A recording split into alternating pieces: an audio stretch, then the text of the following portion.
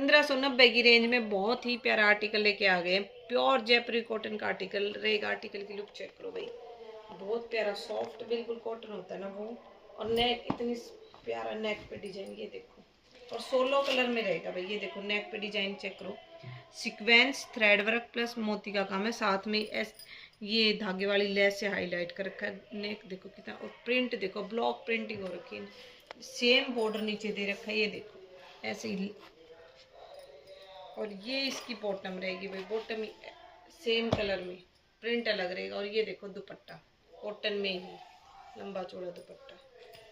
दुपट्टे की लंबाई चौड़ाई बहुत सॉफ्ट फैब्रिक होता है ना वो है। ये देखो रस्ट कलर है भाई, ये देखो सेम लेस इस पे लगी हुई है दुपट्टे पे।